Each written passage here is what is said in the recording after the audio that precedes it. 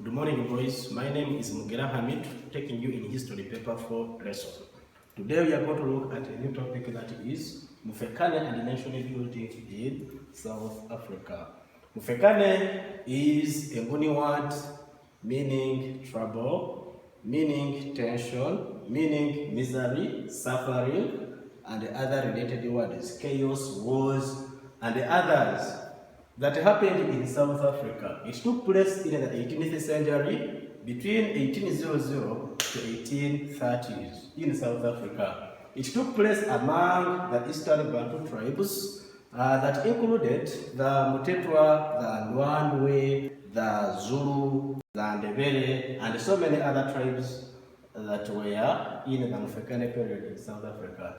The key leaders in this Mufekane period were Dingiswayo over the Mutetwa state, Zwide over the Ndwandwe state, Mzilikazi over the Ndebele, and Shaka over the Zulu state. The S.4 called the Mufekane period Defikane, but it also meant trouble in South Africa. The Mufekane period started in the northern Zulu land and then spread to other areas of South Africa. It reached its peak at the time of Shaka Zulu, and Shaka came onto power between 1816 up to 1828. That was Shaka Zulu. So Mufekane was at its peak at the time of Shaka Zulu. The causes of Mufekane. The causes of Mufekane were social, political, and economic in nature, as seen below. The first point is the increased population in the northern Zululand. The population in the northern Zululand had increased.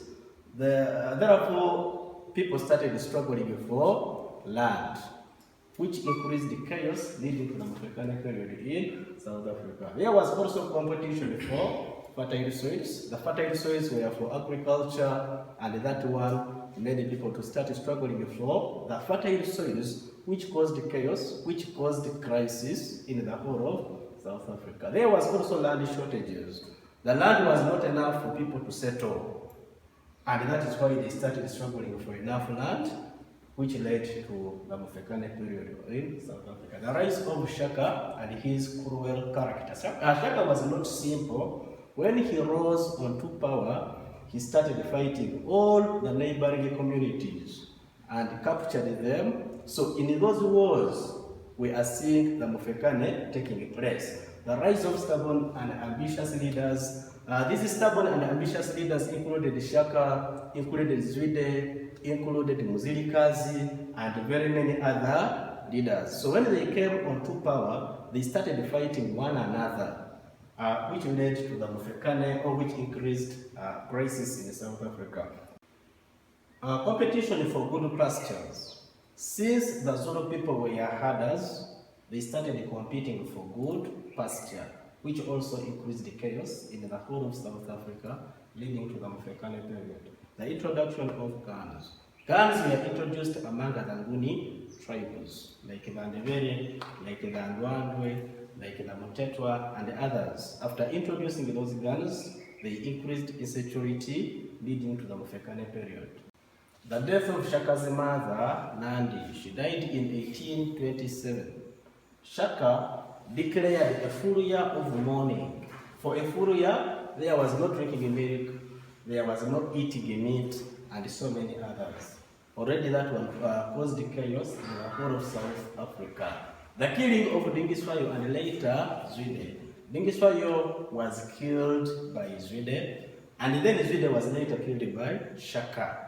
Dingiswayo died in 1818, Shaka killed Zwide in 1824. Now that one caused more instabilities within their states and other areas. Raiding and counter-raiding. This was a common aspect at the time of Shaka's rule. Shaka would attack the neighbors, and at the same time the neighbors would attack him, which caused a lot of chaos in the whole of South Africa, leading to the Mufekane period. Create large political units. That one was especially from leaders like Shaka, leaders like Dingiswayo, leaders like Zwide, who wanted to create empires for themselves. and it caused a lot of chaos in the whole of South Africa because they were fighting wars with the neighboring people to conquer them, leading to the Mufekane period. The rise of desperate groups. With the desperate groups, we had a group over the Fingo. That desperate group would attack people, would loot people's property, and would lead to death of people. And that was resulted into the Mufekane period. The competition for hunting grounds. These people were hunters, so they were competing for better hunting grounds, which resulted into a lot of trouble in the northern Zululand, leading to the Mufekane period in South Africa. The meeting and friendship of Dingiswayo with Robert Cohen. Robert Cohen was a British surgeon who was in South Africa at that time. Robert Cohen taught Dingiswayo military skills.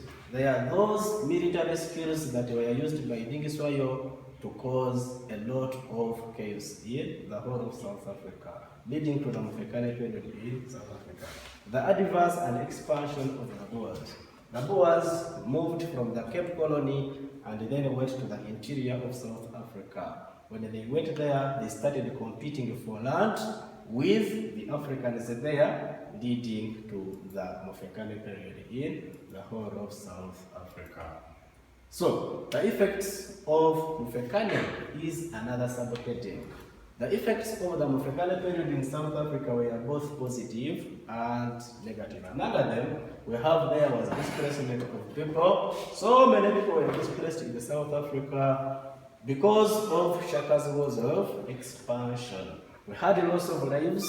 They lost their lives because of Shaka's wars of expansion. Because as he was fighting them, they were also fighting him. And at the end of it all, lives were lost. Another thing, there was depopulation in the northern Zululand because of killing so many people. Some communities were depopulated. There was destruction of property that included houses, that included plantations and others, leading to severe poverty, leading to there was loss of independence. Some states lost their independence. Talk about the Ndwandwe, talk about the Mutetwa, talk about the Ndebele people. They lost their independence, especially to superior leaders like Shaka. There was increase in crime rates because the Fingo started killing people, started looting people's property, resulted to cannibalism and other behaviors, and all of those affected the people of South Africa. Another aspect is agriculture declined because of the increased wars of expansion that were organized by Shaka. Remember, we said that there was a lot of property that was destroyed. Among them were plantations. So at the end of it all, agricultural activities came to a standstill. Other economic activities like trade also declined, and of course that one affected people's standards of living. There was a severe famine because of the increased wars that Shaka was fighting. People did not have enough time to cultivate, and that one affected people's lives. There was increased poverty among the people of South Africa because of the wars that were there. Poverty was unavoidable. It led to the rise of states.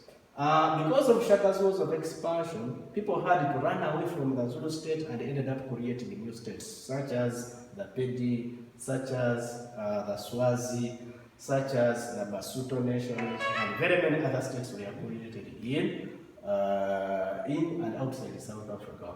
There was a collapse of states. States collapsed, such as the Mutetwa state, such as the Ndwandwe state, Kurubi, and very many other states collapsed because of the increased wars of Shaka.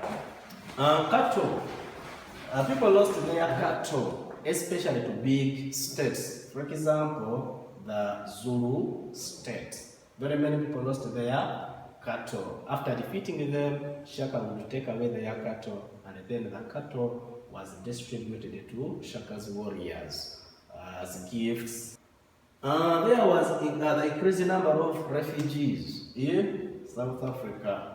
And those refugees came as a result of Shaka's wars of expansion. Of course, people would run away to other places of survival.